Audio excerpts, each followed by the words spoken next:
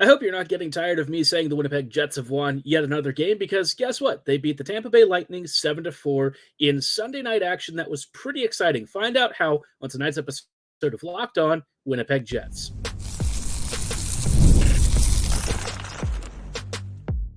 You're Locked On the Hockey Jets, your daily podcast on the Winnipeg Jets, part of the Locked On Podcast Network, your team every day. Hey friends, and welcome to tonight's episode of Locked On Winnipeg Jets, part of the Locked On Podcast Network, your team every day. I'm your host, Harrison Lee, an avid Winnipeg Jets fan and an online blogger. You can follow me on Twitter at HLivingLoco and at LO_Winnipeg Jets. Thanks for making Locked On Jets your first listen of the day every day.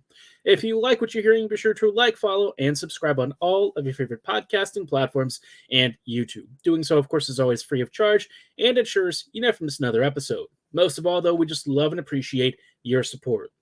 Tonight's episode, obviously, we are recapping a pretty interesting game against Tampa Bay. The Jets, after having their best game of the season, then followed it up with another very strong effort against Tampa Bay. This game was a little scrappier, and the scoreline, I think, looks kind of ugly in some ways.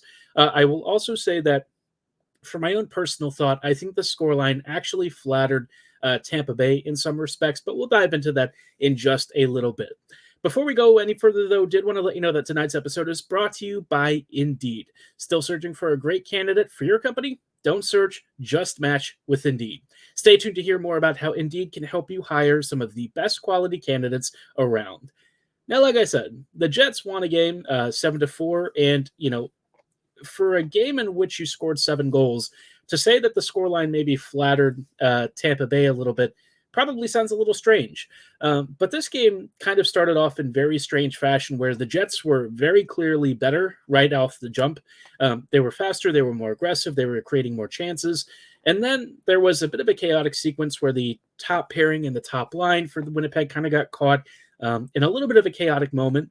And what should have been a goal that was waved off by Connor Geekie or somebody, I forget who it was actually Geekie who was pushing Hellebuyck into the net with his stick, somehow got counted, usually with VAR or I guess video review and like a coach's challenge. It has to be like clear and conclusive evidence that a mistake was made to overturn the call, right? And in my mind, that was absolutely met. Maybe I just don't understand goaltender interference, but I guess, if we're being honest, I don't think NHL officials either do either. But for me, like looking at the rules, I don't quite understand this one. Goaltender interference is always a coin flip. And the way that they ruled this one was that it was a rebound play, which I, again, don't understand. There was no play made on the puck. It wasn't really a rebound. And so I just, for me, I don't quite understand. And because Winnipeg challenged that and ended up losing, then you get put on the PK. And unfortunately, the Jets PK followed up a recent trend of allowing a couple of goals. And, Tampa Bay had a 2-0 lead before you even knew what was happening. And it was just a really stupid way to, have to kind of get jobbed a little bit by the refs. But it does happen to, many teams. So better it happens early, I guess. And I think with, Jonas Johansson being in net for Tampa Bay, I wasn't too worried. I think this team has shown quite often this year that playing from behind is not really a problem for them.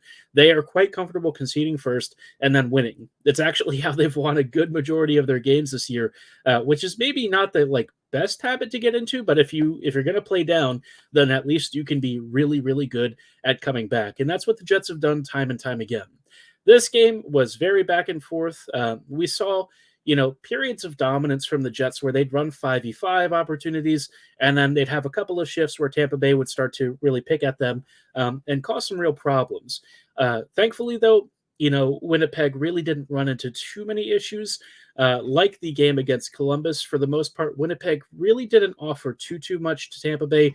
I will say that Tampa Bay had a couple more looks than Columbus did. I think there were a couple of breakaway opportunities, some of which were more unlucky for the Jets, some of which maybe were a bad line change or something.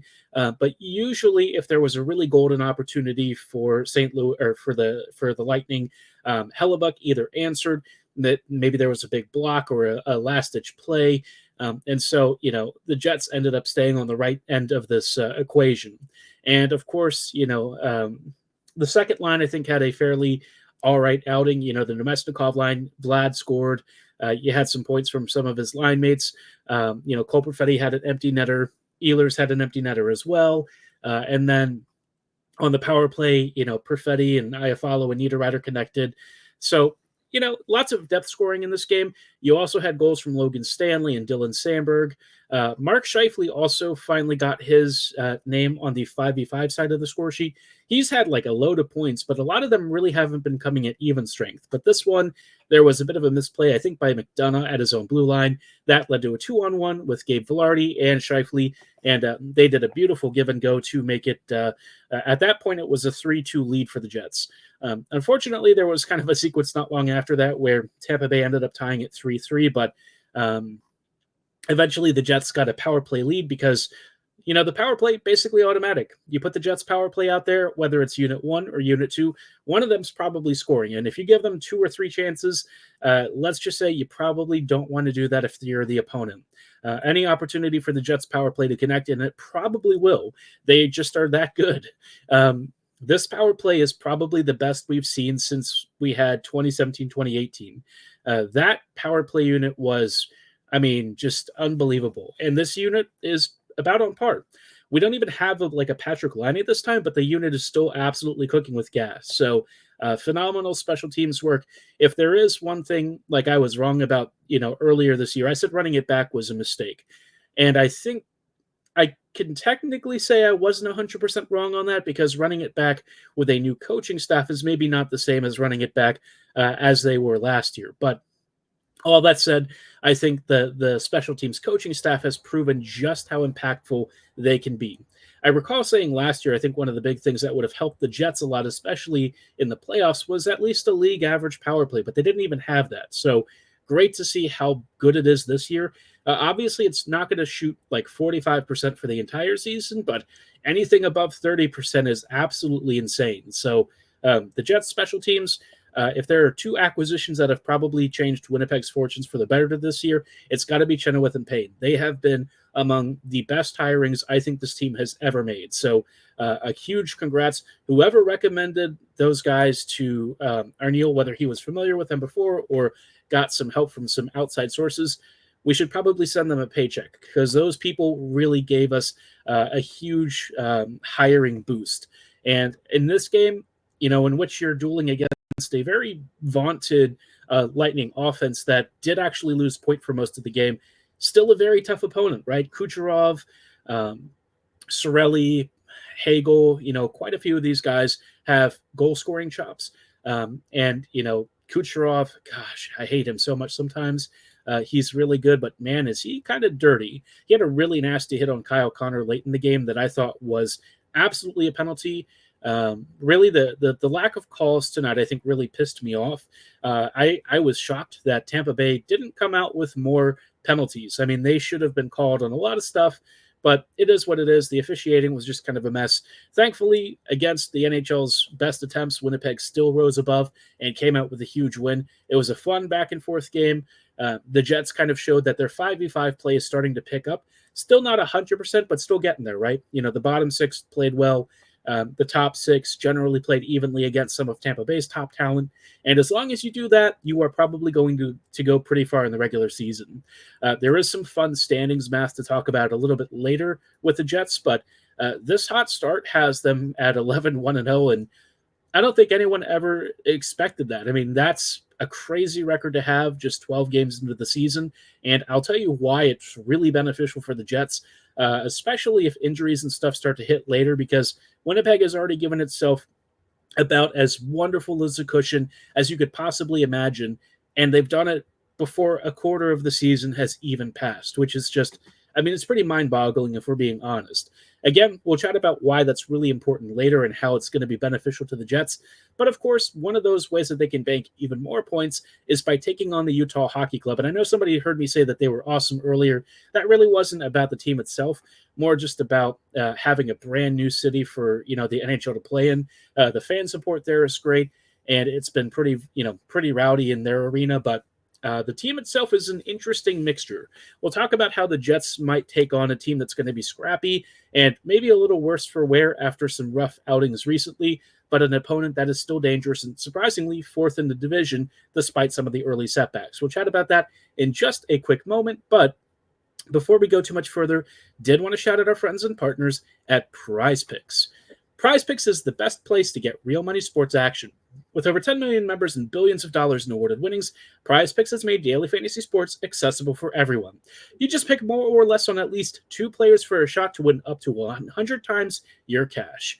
Why should you choose PrizePicks over anyone else? Well, PrizePicks always puts their customers first. You can get your money in as little as 15 minutes with a withdrawal process that's fast, safe, and secure. And they even offer you Venmo payment as well, so you can deposit and pay with Venmo quickly. It's super convenient, very easy, and of course, they also come with some great features like injury insurance. If somebody gets hurt in the first period or maybe by halftime and they come out, don't worry, your lineup still stays live. And even if your picks aren't exactly perfect, you can still get your cash. And if you get as few as 4 correct picks, you could still win up to 100 times your money, only with PrizePicks. Right now, if you sign up today, you'll also get a $50 bonus instantly when you play $5. You don't even need to win to receive the $50 bonus. It's just guaranteed with that $5 play. In this upcoming game, I actually think it might be worth taking a look at Kyle Connor and perhaps Nick Ehlers maybe for over-under on points. I would say Connor, maybe a 2-point game. I think if you do 1.5 and you say more, might be a good pick. Same for Ehlers. They've both been featured heavily on the power play and at even strength, and they've both been scoring quite a bit. So might be a saucy little bit for you to place. But right now, the only way you can get in on the action and actually place those bets is to download the app today and use code LOCKEDONNHL to get $50 instantly after you play that first $5 lineup. Again, download the app today and use code LOCKEDONNHL to get $50 instantly after you play your first $5 lineup. PrizePicks, run your game. While we're at it, I also thought it'd be worth shouting out our friends and partners at Indeed. We're driven by the search for better, but when it comes to hiring, the best way to search for a candidate isn't to search at all. Don't search, match with Indeed. Obviously, for those of you who are business owners, you know that hiring is a very difficult process and it takes a lot of time and effort. Indeed helps you ditch the busy work because you can use Indeed to schedule, screen, and message all in one place so you can connect with candidates faster. Indeed also doesn't just help you hire faster. 93% of employers agree that Indeed delivers the highest quality matches compared to other job sites. And if you want somebody who has personally used Indeed, when I was looking for work, I can personally attest to how convenient it was. The resume builder is very detailed. The job matches that I actually received were very much aligned with not only my experience base and my work listings and stuff and what I've done before, but also relevant to my salary requirements. I thought it was great how quickly it matched you with these positions. And if you're a business owner thinking that you want to hire good candidates quickly, this makes it as easy as possible. There's already 3.5 million businesses worldwide that use Indeed, and I think you should join them. Listeners of the show will even get a $75 sponsored job credit to get your jobs more visibility at Indeed.com/lockedon. Just go to Indeed.com/lockedon right now and support our show by saying you heard about us and the Indeed platform on the Locked On Winnipeg Jets podcast. That's Indeed.com/lockedon. Terms and conditions apply. Need to hire? You need Indeed. Hey friends, and welcome back to this episode of Locked On Winnipeg Jets, part of the Locked On Podcast Network, your team every day. Thank you so much for rejoining us on tonight's episode as we are chatting about Winnipeg's upcoming opponent after following up a couple of really good games against Columbus and Tampa Bay. Now it is time to return to the Central Division. And this month, we're going to be seeing a lot of the Central, which is kind of why it's important for the Jets to really put on their game face now. They've started to uptick, I would say, their quality of play the last few games. I know that they've scored a lot of goals this season, but I think it's really important in how that they've started to win their recent games. Before, it was just like special teams and goaltending. Now at 5v5, they're starting to dictate the terms a little more broadly. That's what we call a wagon, and I think the Jets are starting to get into that territory. Obviously, there's still room for growth, and I think that they show that every once in a while, but for the most part, this team is starting to fire on all 4 cylinders, which is great. In previous years, they weren't able to do that, even with some of the decent line combos. Now it seems like the team is really bought in. You're seeing some, better performances across the board. And that's really crucial because this November stretch is going to be very difficult. We're going to see top teams like Dallas somehow. Minnesota has had a really good start. And then there's a team like Utah, which is a really interesting squad. Utah coming into this year, I think, had some aspirations of being maybe a wild card spot, maybe, like a number 3 spot in the Central. I think the devastating injuries to their blue line have really changed the trajectory of that. This team is probably more in the category of being like a just miss the playoffs kind of squad. A little bit of a tough break for them, but what they do have is still noticeably intriguing, right? Up front, they're likely to dress Keller, Cooley, and Gunther on the first line, which is a pretty nasty and young trio. These guys, especially Gunther, are going to be an absolute menace going forward for the Central Division, and it's kind of like a really young group. Obviously, Cooley is one of the top young players in the league, and Gunther seems to be on a pace to just absolutely shoot the lights out. Kind of like I guess you could call this sort of like the answer to Scheifele, Connor, and Velarde. Less defensive in some ways, but kind of that similar scoring prowess and talent. Maybe a little bit on the faster side, too. The second line, you've got Michelli, Hayton, and Schmaltz, a very workmanlike group. I'm actually a big Hayton believer, and I think the Jets probably should have tried for him at some point. I don't know what his availability will be later this year, but wouldn't mind that. Same with maybe Schmaltz. Both of these guys are very underrated. They can both play center effectively. Maybe if this Utah club falls out of the playoffs and looks to make a swap, the Jets could inquire. On the third line, you've got Kerfoot, Bjugstad, and Krause. Again, a pretty nasty combo. Krause has been one of the more prolific scorers for this team when it was in Arizona, and Bjugstad has earned a bit of a reputation of being an underrated bottom 6 center. Then your fourth line is McBain and Stenlund. Recently, they've dressed a 7th defender because they've had some serious injuries. This kind of being, what I mentioned earlier with their blue line having some devastating impacts, but it'll be interesting to see if they dress 12 again or if they go 11 forward, 7D. If they do the 7D thing, they'll still have Valimaki out there, and then on the first pairing, Sergachev and Kesselring, Cole and Lamoureux on the second, and Mata and Kolyachonok on your third pairing. This defense is not great, I'll be honest. Winnipeg's blue line, should it perform up to standard, should have the advantage.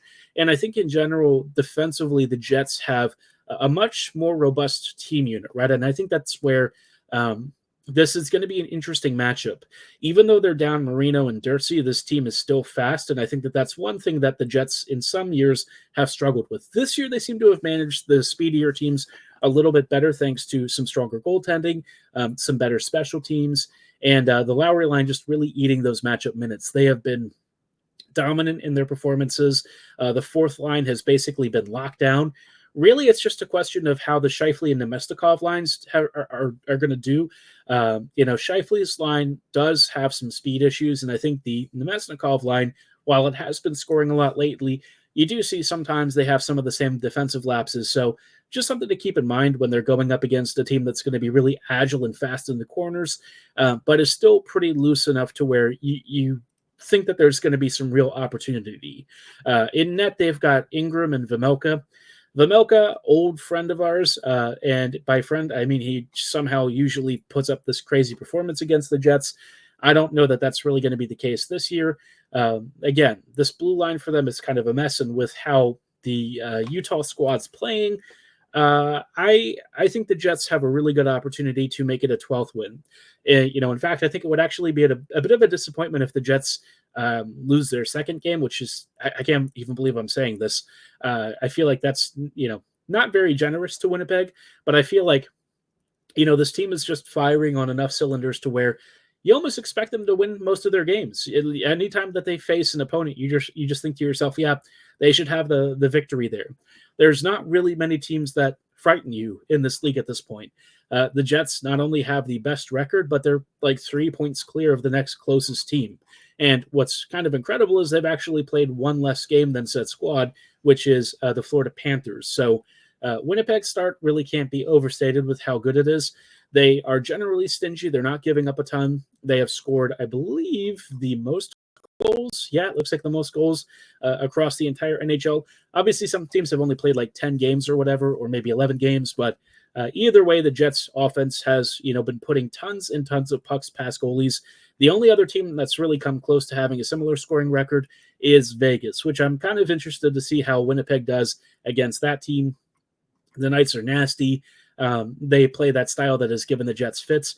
And so it should be a battle of really, really big teams. But, Winnipeg won't see Vegas for a bit. So in the meantime, it's nice to really pad your Central Division lead. The Jets are quite firmly in firm place, and they have done so in very impressive fashion. And they'll want to keep doing that with matchups not only against Utah, but then they've got Colorado and Dallas basically to close out the week before a big, big, big road game against the Rangers. So a lot of fun stuff for the Jets.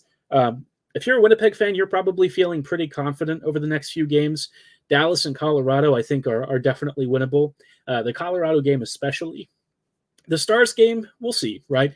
Winnipeg has shown that they're not really afraid of anyone so far. And with all of these games being on home ice, you probably have to like Winnipeg's odds. So overall, should be an interesting week ahead. But first, let's start off with a big victory against Utah.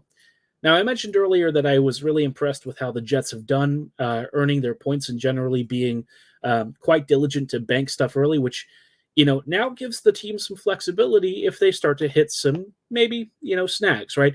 I don't really think that this team is going to stumble that much this year. I know we're all used to the second half meltdown from this team. I don't get the sense that we're going to have that, but, second halves after the break can always be a little bit funky. So we'll chat about why it's really good that the Jets have built this lead and what it means for perhaps the second half of the season. Already just, 12 games into the year, you can already think about that because of how good their start has been. But we'll chat about that in just a little bit. Before we go any further, though, did want to talk to you a little bit about our friends at Built Rewards. Listen up, renters. Ever feel like you're stuck in the loop of rent payments, just watching your money vanish into thin air? It's time to turn that rent game around and start earning some serious rewards. That's where Built Rewards comes in. Built is breaking ground as a neighborhood rewards program that hooks you up with points on your rent. Every month, pay your rent and watch the Built points roll in. Use points to jet off on a dream vacation. You can put your points towards a flight or a hotel stay with over 500 airlines and 700,000 qualifying hotels and properties available to you. You can also use your points to book fitness studio classes, redeem them toward a future rent payment, whatever you want. They're designed to meet your lifestyle. Pay rent hassle-free through the Built Rewards app. Your rent game just got a major upgrade. Built points have been consistently ranked the highest value point currency by the Points Guy and Bankrate. Earn points by paying rent right now when you go to joinbuilt.com/lockedonnhl. That's joinbilt.com/lockedonnhl. Make sure to use our URL so they know we sent you. Join built.com/lockedonnhl to start earning points with your rent payments today. While we're at it, also wanted to shout out our friends and partners at FanDuel. Get ready to tackle the NFL action with FanDuel, America's #1 sportsbook. Right now, new customers can get $150 in bonus bets if you win your $5 bet.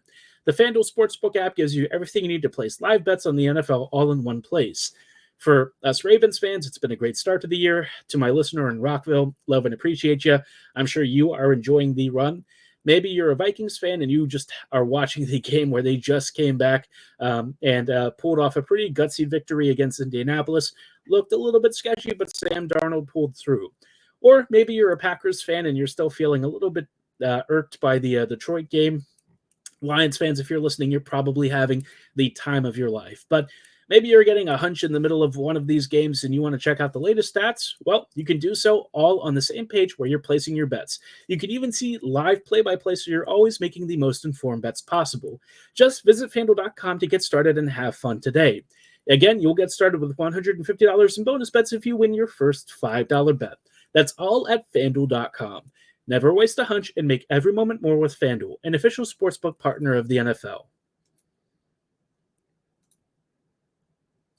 Hey friends, and welcome back to this episode of Locked On Winnipeg Jets, part of the Locked On Podcast Network, your team every day. Every day, thank you so much for rejoining us on tonight's episode as we are just wrapping up really quickly with some thoughts on Winnipeg's early season performance. It has been quite a great start. The Jets are 11-1-0, and when I say great start, that's probably a bit of an understatement. This is the best start ever to the franchise, and for the Jets, not only are they having a great start, but they have also now given themselves a really nice cushion for when something goes wrong. And not that it's going to necessarily. This season so far has been great. The Jets have stayed healthy. The start has really not looked like it's something that they can't keep going for a bit.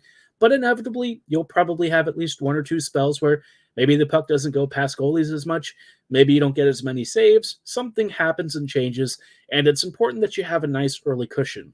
Well, the Jets have now built such an incredible cushion of 22 points just 12 games into the season that if they were to go 500 for the rest of the season, they would still have 92 points on the year, which is just, I mean, that's crazy because for a fact the Jets are not going 500 for the rest of the year. They will probably be, a good 10 to 15, maybe even, should I say 20? I feel like 20 is maybe, we'll say it, 15 to 20 games above 500. There's a reasonable chance of that. And with that, the Jets could have a phenomenal record at the end of the year. I feel like 20 games maybe is a little crazy because that would basically be like 40-20 the rest of the way. Actually, did I do it's 50-20. I can't do math. But, either way, Winnipeg is probably going to have a fairly good record. It'd be great if they could, be 30 games above 500. I think that'd be 50-20. I can definitely do math. But, regardless, you get the idea, right? Obviously, you can tell algebra was never my strong point, but basically the Jets are going to be well above 500 is my point, and I'm pretty sure that that's going to happen. I think this team is very much on pace for a playoff spot. They should be a lock, basically. I think what's really surprising is that they're kind of fighting for the Central Division crown.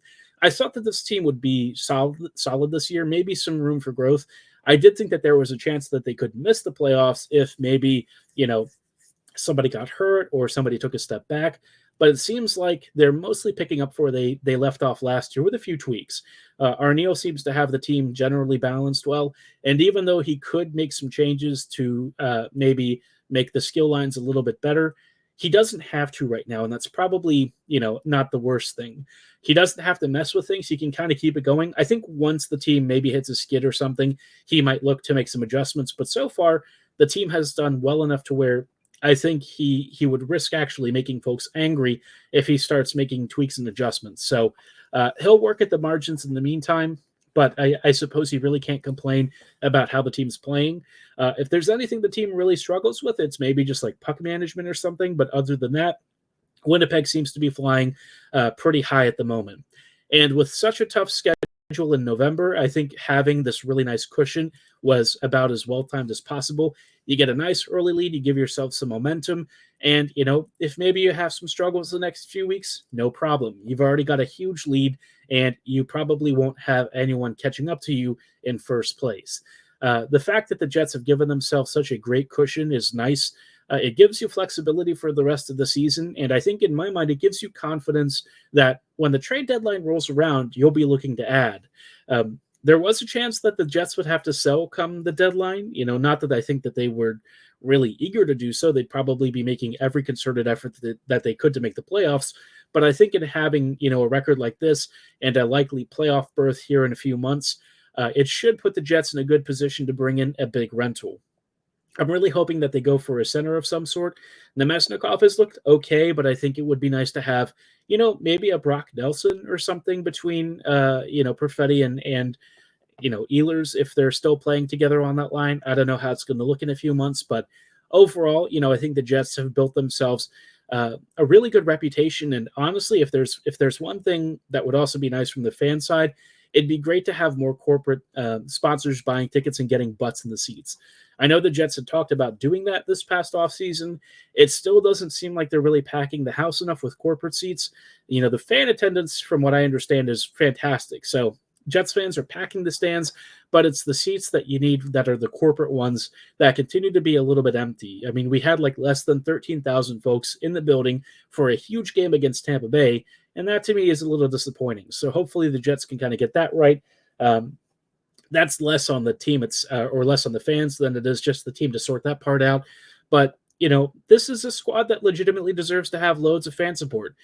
Regardless of whatever criticisms I may have about the team or any concerns I may have about their long-term sustainability, any of that stuff I don't really care about.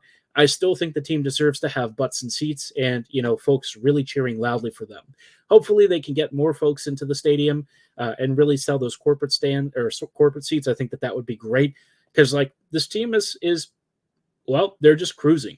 And until something really goes wrong for them, they're probably going to have a phenomenal record come Boxing and Christmas days. So, Winnipeg continues to just cruise, stay the course.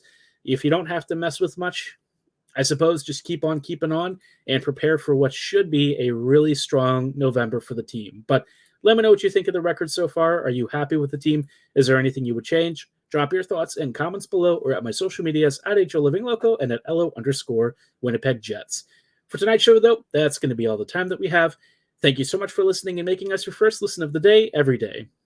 We'll see you here tomorrow with some thoughts on Winnipeg versus Utah and hopefully get to report on a big Jets victory. But like I said, for tonight, that's all the time that we have. Thanks so much for listening. Have a great night. And as always, go Jets go.